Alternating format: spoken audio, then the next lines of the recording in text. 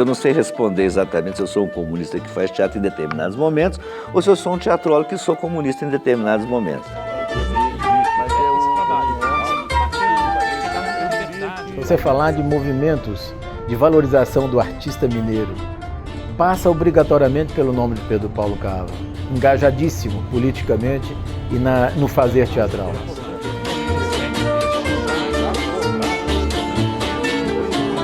Ele é um diretor que ele prepara o espaço para o ator e deixa os atores ali dentro e vai só conduzindo. O ator pode criar à vontade, né, o seu personagem.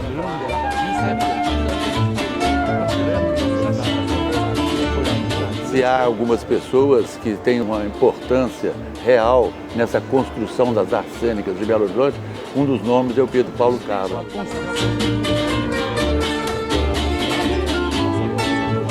Os espetáculos dele sempre foram construções muito grandes, muita gente no palco, os musicais sempre com muito sucesso de público.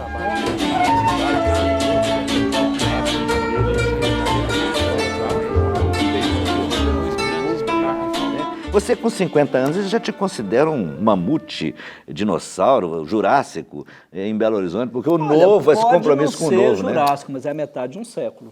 É a metade de um século. Então já é muita considerável, coisa. Vamos dizer assim. E eu com 66 agora, então devo estar quase, eles me chamam de pé na cova, não faz mal. Eu vou continuar fazendo o meu teatro do jeito que eu sei fazer e tendo meu público. Você vai virar minissérie, então. Vou virar minissérie daqui a pouco, né? Mulheres de Holanda, Rides Again, ataca de novo, né? Então vai. Mas esse é o teatro que eu sei fazer. Claro. Eu não posso querer me comprometer outro, né? A fazer um teatro agora para ser moderninho. Não, eu cansei de ser moderno, agora eu quero ser eterno. Diria o Drummond, né? É isso. Roubei essa frase do caso do Monte Andrade. Quando ficou chato ser moderno, eu agora quero ser eterno. Mas é isso, eu não posso simplesmente agora, com 66 anos, me propor fazer teatro cabeça, experimental, etc. Eu não tenho nem mais tempo para isso. Não, eu quero dizer, eu quero muito público na plateia. Eu não quero fazer espetáculo para 20 pessoas, 30 pessoas, ficar com aquela masturbação mental ali, curtindo um teatro que vai sair do meu umbigo. Não, mas você tem que ter 20 anos para fazer. Pedro, os tempos são outros. Não, pois é, mas nós já fizemos. Você tem 20 na fila, agradeça a Deus. Poetas, seresteiros, namorados, correi. É chegada a hora de escrever e cantar, talvez as derradeiras noites de luar. Esse era o final de Galileu, em 1983. Depois de muita música clássica na trilha, né, Elcim? Sim. Muita música também, assim, de filmes, de astronautas, aquelas coisas todas, porque tudo girava em torno dos astros. A música, a trilha era muito pesada e a gente termina com o Gilberto Gil cantando o Nick 9 no final do espetáculo. Esse era um belo momento do teatro. Da forma como o Brecht escreve o texto, qualquer pessoa entendia a questão científica que o Galileu queria explicar lá nos anos de 1600 e alguma coisa para a humanidade e que era impedido de explicar.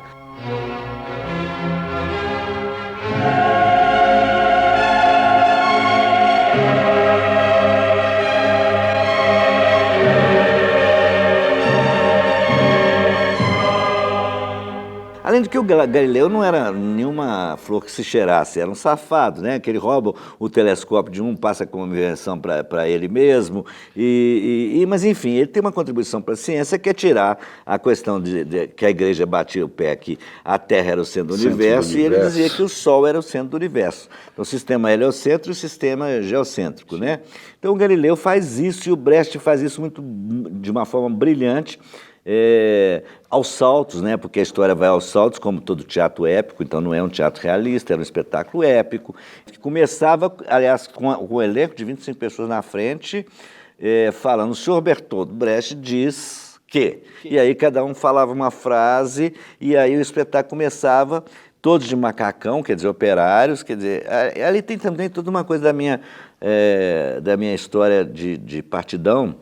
Tanto que... Formação política. Formação política, ex-governador me perguntou, foi assistir, me perguntou na porta do teatro, você é um comunista que faz teatro ou um teatrólogo comunista? E eu falei assim, não, são as duas coisas, eu não sei responder exatamente se eu sou um comunista que faz teatro em determinados momentos ou se eu sou um teatrólogo que sou comunista em determinados momentos.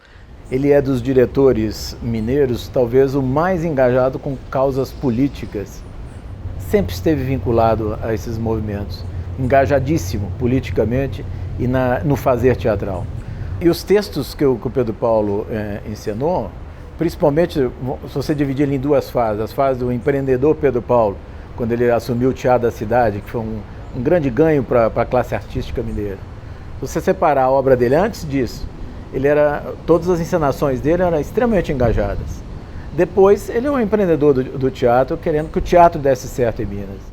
E era um espetáculo realmente político, de protesto, né? Naquele momento, em 83, nós ainda estávamos no restinho da ditadura, tinha acontecido a anistia, muita gente tinha voltado, então fervilhava, qualquer coisa que a gente fizesse nesse sentido, o público acorria e fervilhava. Por que o Galileu foi importante em 83? Estava havendo uma mudança, tinha sido eleito Tancredo Neves, ou seja, os governadores da esquerda ou do centro, como o Tancredo, tinham sido eleitos todos para derrotar a ditadura no Brasil na eleição de 82.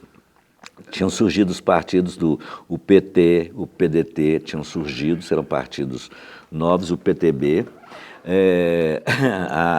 o PMDB, o Tancredo funda o PP e vem a Arena que vira PFL. Então a gente precisa derrotar a Arena. E então vai todo mundo se juntar ali. Esse era um momento histórico também, não era histórico só por conta de você fazer um espetáculo como o Galileu, que denunciava a tortura, que denunciava o autoritarismo, denunciava a censura, o cala-boca da censura, denunciava a falta de liberdade de expressão. Aquilo foi um grito de revolta naquele momento.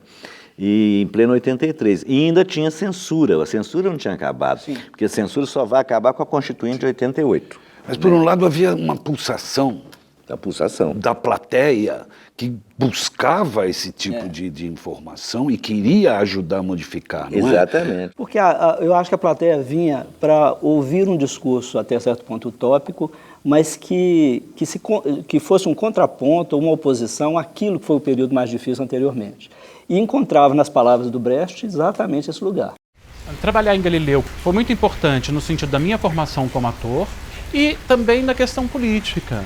Aquilo era um marco naquele momento. A gente estava acabando de sair da ditadura.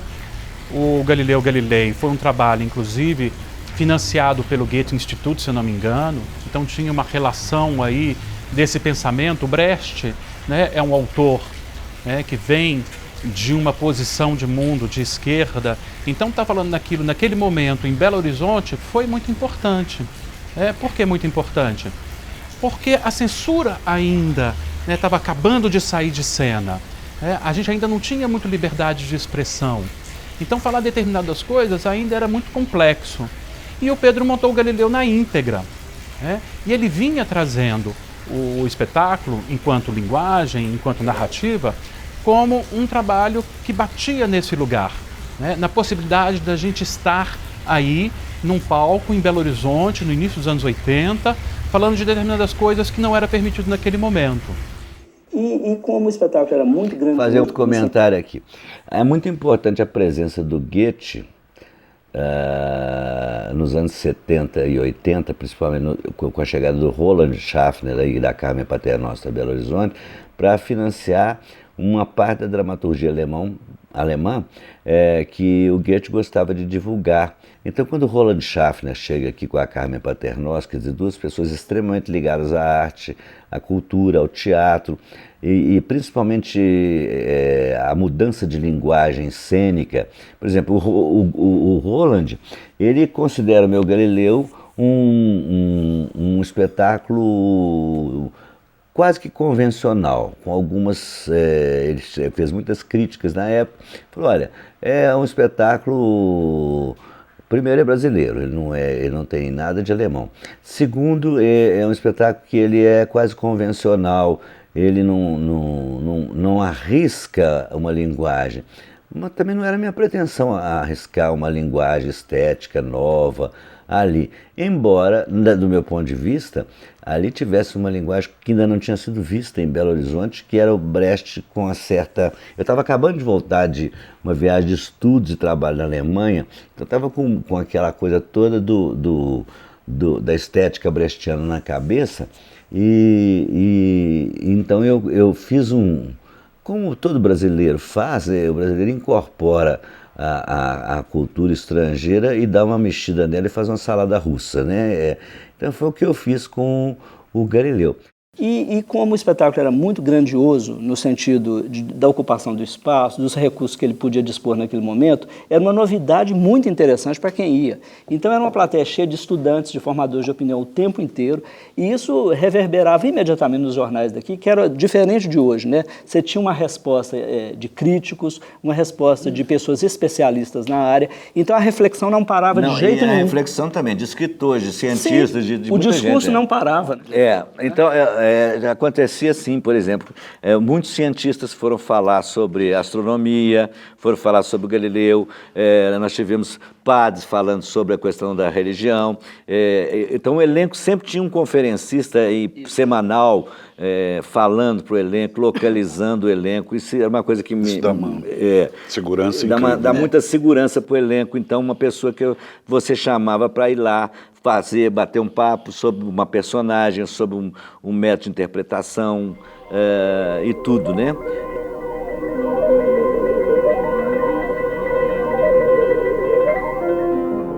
Essa coisa toda de você abastecer de história, isso é um fundamento do teatro do Brecht.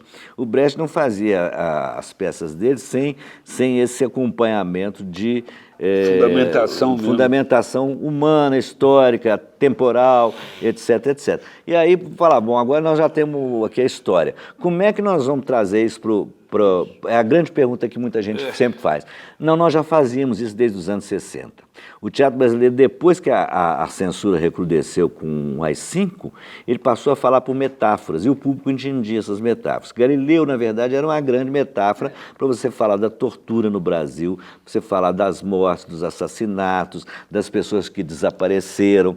Então, o Galileu era isso, e isso todo mundo entendia de uma certa maneira, a leitura feita pela plateia era muito clara disso, e o ator também sabia sabia colocar acentuação tônica, vamos falar assim, gramaticalmente, na frase, no momento, a parte histórica que aquela metáfora batia em cheio no coração da plateia e balançava a plateia sobre o que estava acontecendo no Brasil naquele momento, que já era, de resto, o restolho da ditadura, porque o Figueiredo já tinha entregue o país, mas ainda tinha censura, né? E tinha muita gente que tinha morrido, tinha muita gente que tinha desaparecido, e muita gente que tinha, olha, esse é um dado interessante, muita gente que tinha ido para a televisão negar aquilo que tinha feito na guerrilha, o que tinha feito no movimento estudantil, ou aquilo que tinha feito na luta armada, pela simples menção de ser mostrado a essas pessoas os instrumentos de tortura nos quartéis da ditadura. Então essas pessoas eram estudantes às vezes, iam para a televisão no horário nobre, faziam meia-culpa que eles estavam enganados, que eles tinham enganado, tarará, continuavam presos, mas não eram mais torturados. E isso a ditadura fez exatamente como a igreja fez com Galileu, mostrou ele os instrumentos de tortura e ele falou assim, então, eu renego a minha teoria, mas deixou a teoria escrita. Eu abjuro. Eu abjuro. Ele abjurou das ideias, né? Isso eu acho que a metáfora que permeou o teatro brasileiro nas décadas de 70 e 80, e até uma parte dos anos 90, posso dizer, ela é perfeitamente sempre compreendida pela plateia que era mais ou menos a cúmplice dessa metáfora.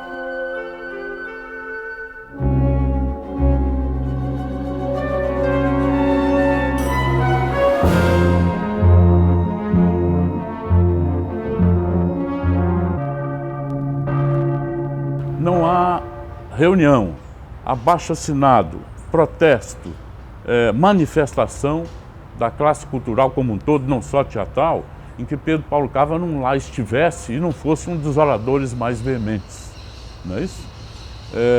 Então Pedro Paulo Cava tem essa condição de solidariedade, de presença, de permanência, de adesão e de confiabilidade nas coisas que faz.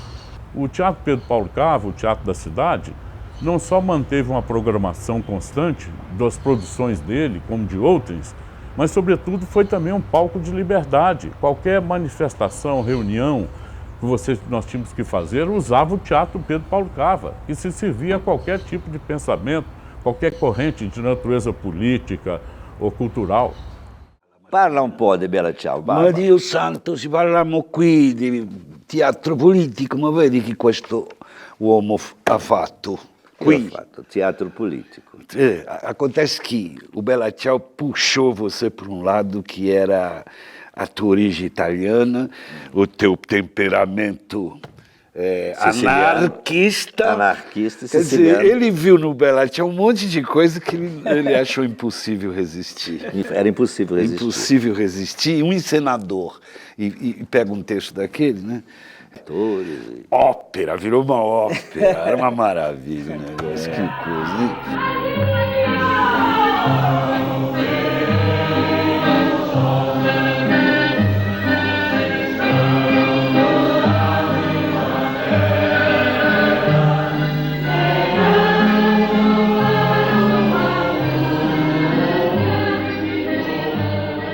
Eu sempre gosto disso, né? O viés histórico, que eu contava a história da fundação do PCB, do início do movimento anarquista, da primeira greve italiana em 1905. O cartaz é isso, é um quadro de Pelisa di Volpedo, que é a primeira greve italiana na Itália, de camponeses, campesinos italianos. Na verdade, era isso que eu queria falar. E o movimento anarquista, de como é que os italianos conseguiram anarquizar a política brasileira, né? Isso é genial, É um né? elogio. Isso era muito bom. É. E o grande Baraqueta, que Mário César fazia maravilhosamente bem, não sei se você se lembra disso, ele era o anarquista até o final, ele morreu anarquista, né? Ele morre ali naquela coisa anarquista, dizendo que tinha que ser assim. É um papel delicioso de fazer, realmente, porque era uma trajetória de vida total, né? Desde que ele saía da Itália até chegar aqui, começar as greves, começar a se envolver com Os filhos países, crescerem, os as filhos. famílias, os amigos. Um filho vai ser terrorista, o outro, a filha casa com um cara getulista. É. Então tem os dramas internos daquela família, né? Porque são os italianos que vieram substituir a mão de obra escrava no Brasil, não só os italianos, os japoneses, os poloneses, todos que vieram substituir a mão de obra escrava no Brasil no final do século XIX, início do século XX, mas são basicamente os italianos os mais politizados. Quando começa a industrialização, eles é que vão sair do campo, quando não tinha a mão de obra, na verdade, era escrava, continuava escrava de uma certa maneira, e vão para a cidade. Na cidade, então, eles viram, são artesãos, são artistas, vão trabalhar em gráficas, e esse pessoal que vai fazer começar o movimento político brasileiro nos anos 20, porque o Partidão data de 22, né? Mas vai trazendo toda aquela coisa da anarquia, do movimento anarquista, que tudo estava acontecendo na Europa, e aquilo vai contaminando o país. E o Bella Ciao conta essa história. E esse personagem, o velho Baraqueta, ele era um anarquista. Ele tentou o movimento comunista, ele tentou várias coisas, mas ele, no fundo mesmo, ele era um anarquista. Ele achava que governo era uma porcaria. Então, e quem sabe ele não tinha razão. Aquilo era mágico, né? Porque o que tinha de música, de momentos assim, De arrepiar, emocionantes. Il Brasile è una terra piena d'abbondanza e avremo altri soli, tutti uomini, tutti forti. Allora, carriera mia, tu piangi di più, mia vera, andiamo in Brasile. Ele teve uma importância fundamental, não só nos espetáculos que ele montou, na criação do Grupo Teatro de Pesquisa, que passou por lá centenas de pessoas, mas teve uma atuação também muito relevante e forte na formação do artista, com a criação da escola Oficina de Teatro, que funcionava na casa na Afonso Pena. Depois ele foi para criar o Teatro da PUC, que era o primeiro passo que se fazia em Belo Horizonte para fazer as artes cênicas num curso superior. Ele se aliou aos grandes nomes do teatro como o J. D'Angelo, o Paulo César Bicalho, o Eide Ribeiro, todos se encontravam muito para discutir. E isso é uma coisa que eu achava que hoje faz falta, que havia no Teatro de Belo Horizonte esse encontro dos grandes nomes, das grandes pessoas que defendiam o teatro, não só no ato de trabalhar, mas no ato de criar. Sei, mas naquela época havia assim um interesse de se associar à arte. A arte, com certeza. Hoje não. Por parte da plateia. Falou, não, eu vou com eles porque esses caras estão comigo. Porque a arte perdeu sua função política e social. Isso há muito tempo que ela perdeu. Talvez ela não tenha perdido, ela tenha arrumado uma nova forma de se organizar. Eu acredito que as pessoas, ao fazer teatro, seja ela quem for, ela está fazendo um ato político. Só que agora nós não temos mais causas. Não tem utopias, né? Não tinha uma grande utopia, né? Não tinha uma grande que era... Mas agora não. Individualizou tanto que o discurso que interessa é o discurso da pessoa. Para ele virar universal, aí é mais complicado. Muito. Mudou isso, Tem que ser muito bom para virar universal. E lá a gente não gritava para que todo mundo tivesse voz, então agora todo mundo tem, né? Antes, na época lá do Galileu, e depois até o Brecht, até o Stanislavski, e depois até um pouco antes da ditadura, o que ecoava era a voz da ciência, a voz da igreja. Agora a voz se individualizou. Eu posso ter a minha religião individualmente, falar só a respeito dela e brigar por ela, como a gente vê. Então mudou a forma de fazer. E o teatro acompanhou essa mudança. Você vai ao teatro hoje, assim, não é necessário mais nem cenário, nem figurino. Isso é uma coisa até certo ponto secundária. Então vai tirando tanto, descarnando tanto, fala assim, o que sobra? Só a voz da pessoa.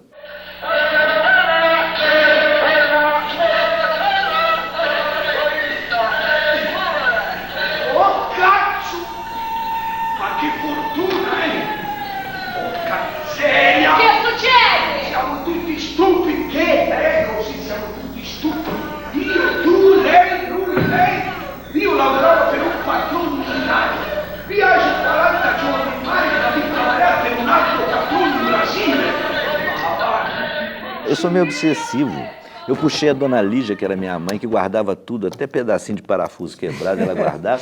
Então, eu sou obsessivo para guardar as coisas. Então, vai indo, as coisas vão abrir um armário assim, cai coisa. Então, eu guardo muita coisa. E memória, né? Gosto muito da memória, tanto que eu tenho vontade de escrever a história do teatro em Belo Horizonte a partir desse meu olhar, mas não é só do teatro, não. Essa memória de Belo Horizonte, porque é uma cidade que viveu intensamente a coisa cultural, embora odeie cultura. Isso aqui é engraçado. Belo Horizonte é uma cidade autofágica. Mas ela exporta. Ela vai devorando os seus artistas, né? Tem uma história que é da arte em Belo Horizonte que precisa de ser muito bem contada, para que as novas gerações não achem que a arte começa com elas. Belo Horizonte parece que quer devorar quem sobe um degrau, 2 degraus a mais. Ela tem uma multidão puxando você para baixo, para trás.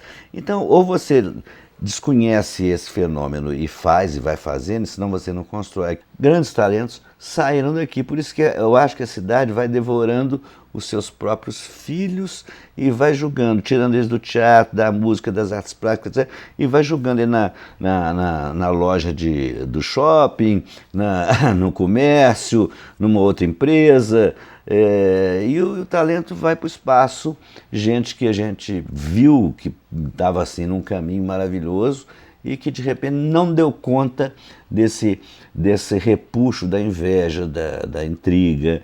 Belo Horizonte é uma cidade muito cruel com seus artistas, porque se a cidade, não é a cidade, são um grupo de formadores de opinião, eles não te atacam profissionalmente, porque às vezes não podem, porque o seu trabalho tem público, tem qualidade, reconhecido, eles começam a te atacar pessoalmente. Isso é a cidade autofágica.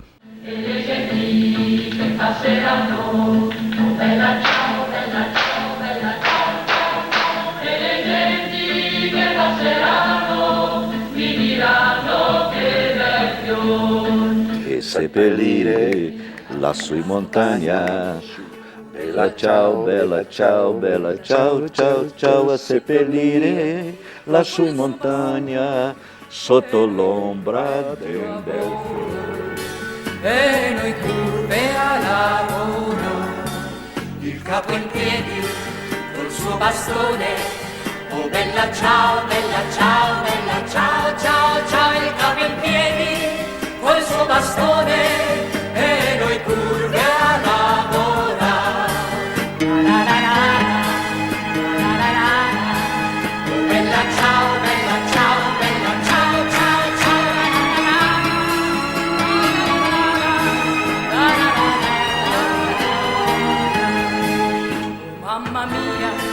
oh che tormento, oh bella ciao, bella ciao, bella ciao, ciao, ciao, mamma mia, oh che tormento, io ti invoco ogni doma ed ogni ora che qui passiamo, oh bella ciao, bella ciao, bella ciao, ciao, ciao, ed ogni ora che qui passiamo, noi perdiamo la gioventù, ma verrà un giorno